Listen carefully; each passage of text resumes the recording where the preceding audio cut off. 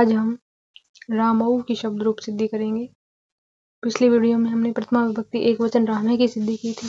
आज हम प्रथमा विभक्ति द्विवचन रामऊ की सिद्धि करेंगे। तो जो पहले वाले वीडियो है उसमें रामे की सिद्धि है, तो आपको देख सकते हैं, मैंने बना रखी है। अब देखिए, प्रथमा विभक्ति द्विवचन रामऊ शब्द रूप सिद्धि। सबसे पहले हम क्या करेंगे, जो हमने पहले किया था, राम शब्द की प्रातिपदिक संज्ञा कर देंगे। कैसे करेंगे ये हमने पिछली वीडियो में भी बताया था, अब भी बता रहे हैं। तो जो राम है उसमें अर्थवत अधातु अप्रत्यय प्रातिपदिकम सूत्र से अव्युत्पत्ति पक्ष से राम शब्द की प्रातिपदिक संज्ञा हो जाएगी। यानी जो अर्थ, वो शब्द जो अर्थवान हो, धातु से रहित हो, प्रत्यय से रहित हो, ऐसा जो शब्द है उस शब्द की प्रातिपदिक संज्ञा हो जाती है।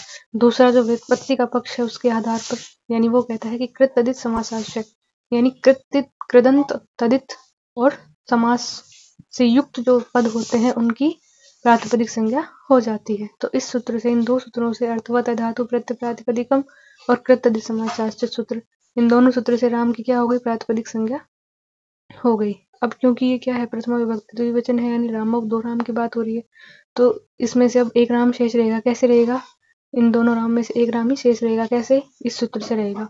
स्वरूपाणाम एक शेष है, एक है विभक्तौ। सूत्र से क्या होगा, राम शब्द स्वरूप अर्थात समान रूप एवं समान विभक्ति का विधान किया जाना है, इसलिए हम क्या करेंगे, यहाँ पर केवल एक राम ही शेष रहेगा आगे। तो अब देखिए, एक राम है। अब सुअवजस अमोठसस जो सूत्र है, सुअवजस अमोठसस सूत्र से क्या होगा, 21 प्रत्ययों की प्राप्ति हमें हो जाती है। ये सब उतना पहले जैसा ही है, बस एक सूत्र इसमें नया लगा है, स्वरूपाणाम शेष एक विभक्तौ। ठीक है, अब एक दो तीन और लगेंगे। तो राम प्लस में औ आ गया, किस सूत्र से आया, द्वैएकयो द्विवचन एकवचन सूत्र से क्या आ जाएगा हमारे पास, प्रथमा विभक्ति द्विवचन की विवक्षा में औ प्रत्यय का आगम हो जाएगा। तो सुअवजस सूत्र से तो हमें 21 प्रत्यय मिल गए। अब द्वैएकयो द्विवचन एकवचन सूत्र से क्या आ जाएगा, हमें पता चल जाएगा कि भाई औ आएगा, यानी प्रथमा विभक्ति है और द्विवचन है, तो डिमांड किसकी है, औ की है, औ प्रत्यय की है, यानी प्रत्ययों में भी प्रथमा विभक्ति द्विवचन का प्रत्यय ही आएगा, यानी औ आएगा। राम प्लस में औ।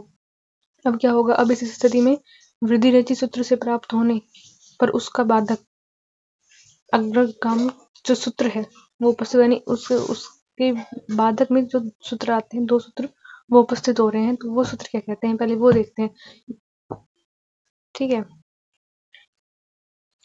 तो वो कहते हैं कि राम प्लस में औ ही रहेगा अभी तो, क्योंकि हमें क्या करना है, रामऊ बनाना है। तो कैसे बनेगा, तो पहला सूत्र ये कहता है कि प्रथमयो पूर्व सहवर्ण अकह प्रथमा द्वितीया रेचि पूर्व सहवर्ण दीर्घ एकादेश स्यात् इति, यानी अक जो प्रत्याहार है, जो हमने हमारे माहेश्वरी सूत्र है उसमें प्रत्याहार होते हैं, उसकी भी वीडियो है, शॉर्ट वीडियो बनाई थी मैंने, आप देख सकते हैं। तो जो अक प्रत्याहार है, उस अक प्रत्याहार से प्रथमा या द्वितीया का अच परे हो, तो पूर्व अक और पर यानी ए के स्थान पर पूर्व सवर्ण दीर्घ आदेश हो जाता है, यानी दीर्घ हो जाता है। ये ऐसे कह रहा है कि अगर अक प्रत्याहार हो और उस प्रत्याहार से प्रथमा और द्वितीया का अच हो बाद में, यानी अक हो प्लस में क्या हो, अच प्रत्याहार यानी ए, तो क्या हो जाएगा, पूर्व सवर्ण दीर्घ हो जाएगा। लेकिन ऐसा हो जाता, लेकिन इसका भी निषेध एक सूत्र करता है, कहता है नहीं, क्यों नहीं हो सकता। तो कहते हैं जो राम में जो ए है, राम में जो ए है, यानी जो हलंतिम मैं बच जाएगा, अगर राम में से ए निकाल लेंगे, मतलब मैं में से ए निकाल लेंगे तो हलंतिम मैं बचेगा। तो राम प्लस औ, राम हलंतिम में और ए और प्लस औ, तो कहता है प्रस्तुत राम प्लस औ में जो मकारांत है, यानी जो मैं के अंदर जो ए है, उस आकार ए से परे, यानी उस ए के बाद में क्या है, औ जो है, ओ यह प्रथमा का अच विद्यमान है, अतः पूर्व पर के स्थान पर आ यह पूर्व सवर्ण दीर्घ जो है वो प्राप्त हो जाता है। लेकिन यहाँ पे वो सूत्र निषेध करता है, नादेची सूत्र।